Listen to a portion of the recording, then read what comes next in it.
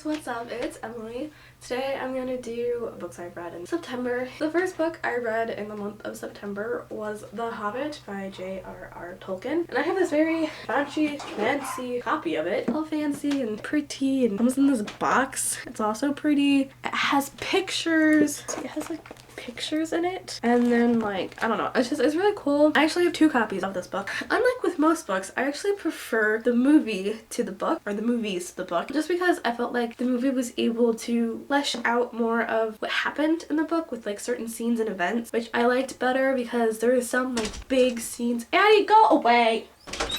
Hi. No, don't get on the bed. Don't get on the bed. Come here. Everyone, this is Addie. It's my dog.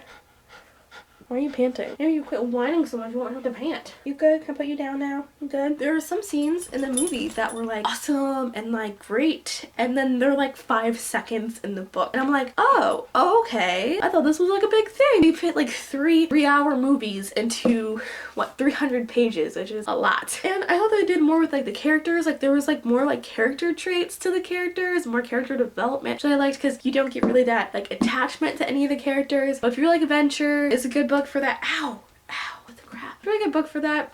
It does kind of have that like old-timey kind of language, but it's not so bad. It's not like the worst I've ever like read. It's just kind of more like a formal type of language, which is fine. It's not like Shakespeare or anything, which is really hard to understand. The next book I read in September is like completely different from The Hobbit. That book is Amy and Roger's A Big Detour by Morgan Matson. And this book is about Amy and Roger going on a road trip. Amy and her family has like lived in California like her whole life, I believe. And then her dad dies in a car crash. And in order to like move on, her mom takes this job in Connecticut. So they have to move to Connecticut, and they don't have enough money to like fly Amy over and to have their car be brought over because Amy isn't very comfortable driving because of everything that happened after her dad. So they had to have someone drive Amy in their car to Connecticut, so basically across the country. And her mom had this friend of hers or whatever that has a son who needed to get to his dad's house in Pennsylvania?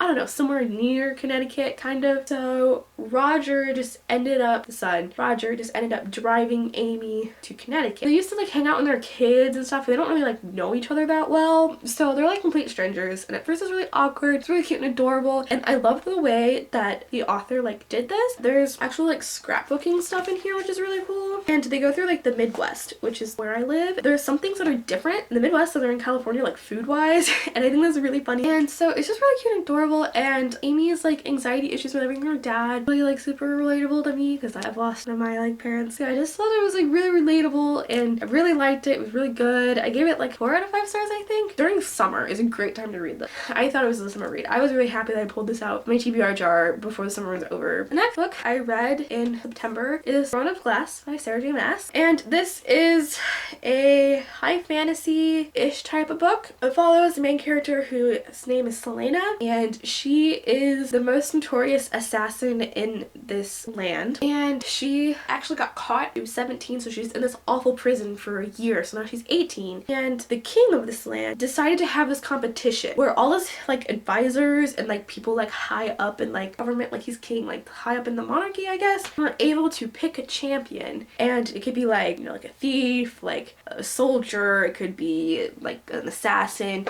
And the prince of the land, Dorian, he picks Selena as his champion. So then she gets taken to the palace and she has to fight in this competition. She has to train again, and it's really good. There's also some elements of like fantasy in it. Fae or fairies are kind of in this world. It's a high fantasy book, so it takes a little bit to get into it because there's a lot of world building. But yeah, it was really good. I really enjoyed it. I think I gave it a 5 out of 5 stars, but even a 4 out of 5 stars, I'm not really sure. But I did know I thoroughly enjoyed it. Okay, so this last book that I read in September is my favorite book I've read in September, and it's Ashfall by Mike Mullen. And oh my gosh, I loved this book so much. This book is amazing. Everyone has to read it. Everyone, if I was president, it would be mandatory everyone to read this book because it's amazing. The main character's name is Alex, and he is home alone for this weekend. His parents go off to visit his aunt and uncle in Illinois. He lives in Iowa. When he's home alone and his parents are in a different state, the super volcano in Yellowstone erupts and he's home alone. And 20 pages into this book, things are happening. Oh my god, like it just gets right into it and everyone's like,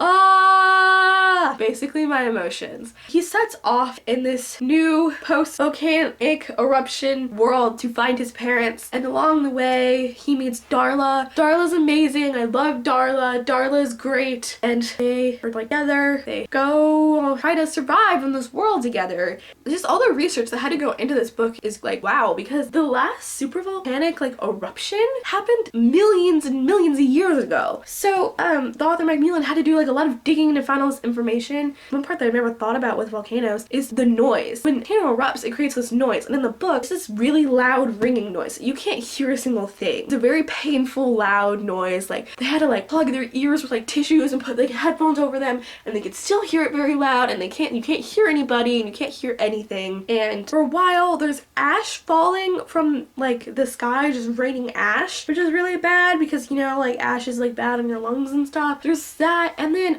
all the sulfur in the air affects with the weather. So for a while it like was storming for a while, and then it starts to snow, and it snows forever. I think it's super cold, and like it's just like a new different like climate and temperature in the world. Another part, like I don't know, but I thought this was really cool. He included that there was riot in 56 other different countries because America's like grain and wheat, what we grow in America, we like export it to so many different places, and then when like all the like ash and snow like started affecting crops and you can't grow anything, those other like countries don't have food. So then like oh yeah, no, there's no food, and like water is kind of hard to find too, but not that hard because once it starts snowing, water was a big deal in the beginning with all the ash, but then it starts to snow and you can use snow as water, but there's no food. Like food is becoming like super scarce, and there's cannibals. There's not a lot in this one, but there's cannibals. Just a warning, if you don't like cannibals. Yeah, some of the descriptions in this book were like pretty like grotesque. Like there's times like the description really wasn't needed, but I think it just kind of adds to the effect of like how bad this world is.